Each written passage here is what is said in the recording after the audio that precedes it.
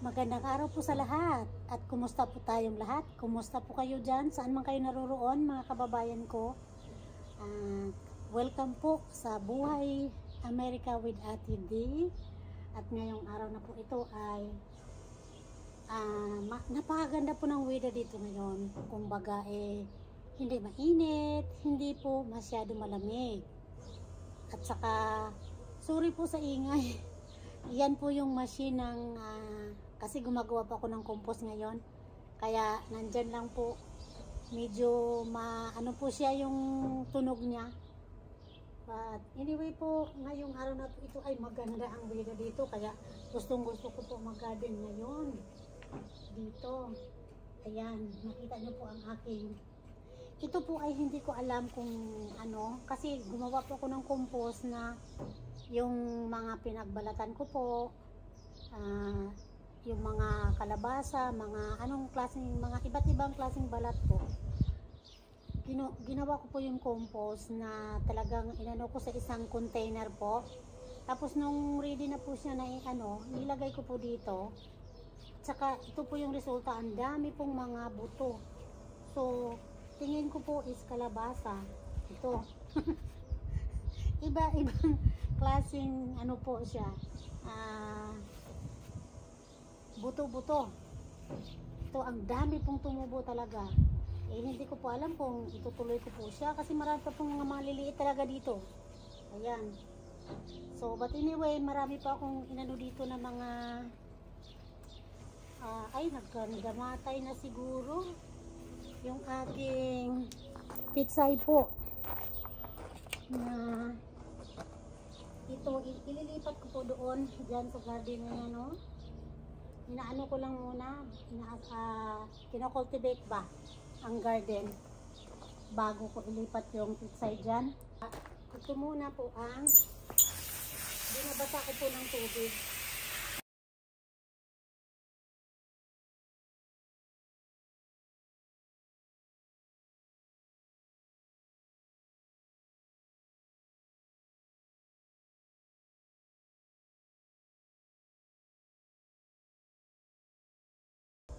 Ililipat ko lang po yung mga pitsay na nandito. Ito po yung gagamitin natin.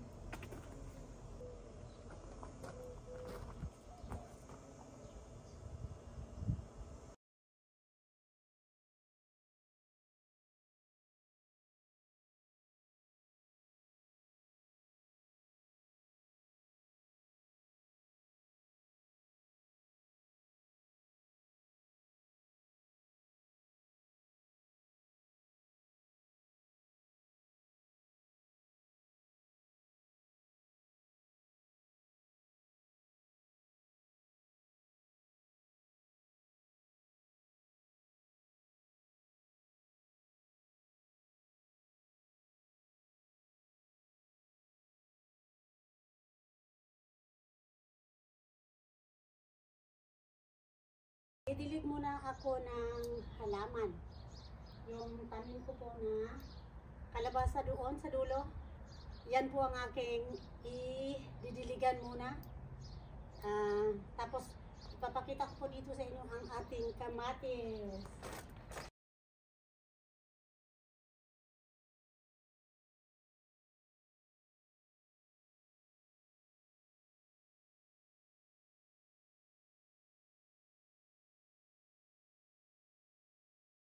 Katatapos lang po natin magdilig dito banda. Nadiligan na natin itong ating tanglad at saka yung isang tanglad saka yung kalabasa po nandoon. Yan, tapos na natin diligan. Tapos diniligan ko din po yung kamatis. Ito po yung kamatis natin. Ayan, may na siya, may bunga-bunga. Ayan, papakita ko nga sa inyo. So, ito po, ayan, malaki po ang bunga niya. Hilaw pa po, hindi pa pwedeng i-harvest. Ito pa po, oh.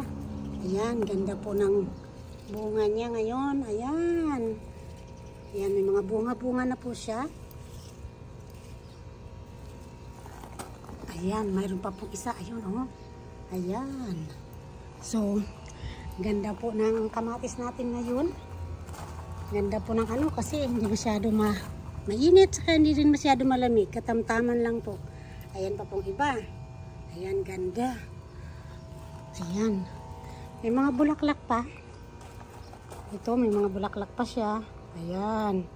Hindi lang masyadong wala yata akong nakikitang bee dito. Ayan, oh. Ayan, bulaklak. Ito, may maliit. Ayan, maliit pa. So, ayan po ang update natin dito sa ating garden. Napakaganda po ng weather ngayon. Gustong-gusto ko. Gustong-gusto ko po yung weather ngayon. Ayan. Napakaganda po ng paligid. Paligid ng... Ito po, ipapakita ko sa inyo ang aking isang uri ng ano ko po, zucchini. Bagong tuklas ko lang po ito. So, papakita ko po sa inyo. Oh, ito. Ayan. Ito yung bagong zucchini. Para siyang kalabasa. Ayan, oh. Pero zucchini type po siya. Ayan, ayan po yung bunga niya. Kawawa po yung aking mais. Ito, oh. Mais ito. Huli po siyang tumubo. Ayan. Dalawa po sila. Ayan, oh. Ayan yung isang mais ko. Hindi ko alam kung ano pa yan kasi late na. O, tingnan mo, oh. Ayan. Ang dami po niyang bulaklak. Dami niyang bunga. Ayan pa, oh. Kita nyo po. Dito, oh. Ayan, oh. Dami. Ang dami po. Itik. Ayan. Ito yung mga maliliit. Ayan. So, hopefully po na nabibigyan tayo niya ng malaki. Tapos ito din po ang hindi ko alam na kalabasa din pala siya. Ayan, marami po akong naitanim dito na parang hindi ko alam. Ayan, oh.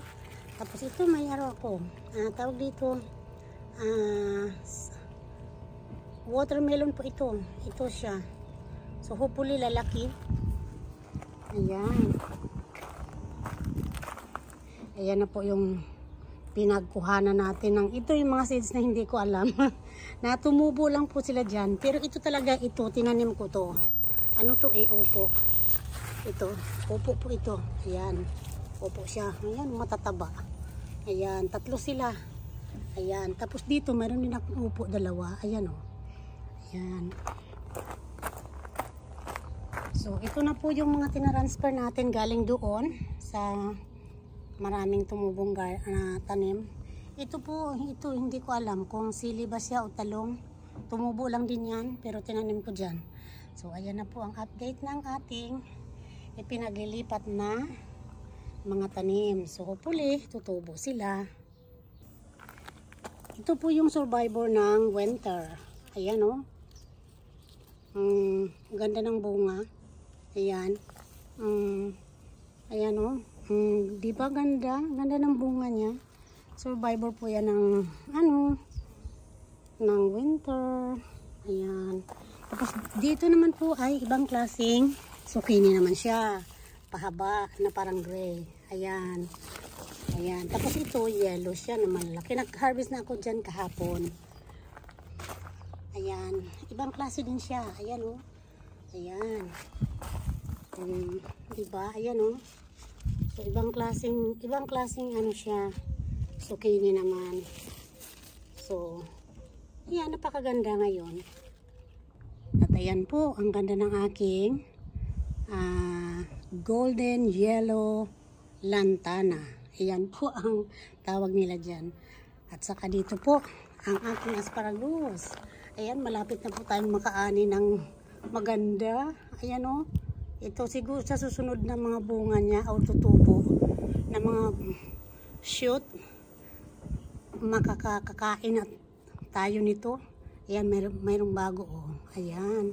Pero ito talaga, oh, malaki na siya. Pero syempre hindi ko pa hinarvest.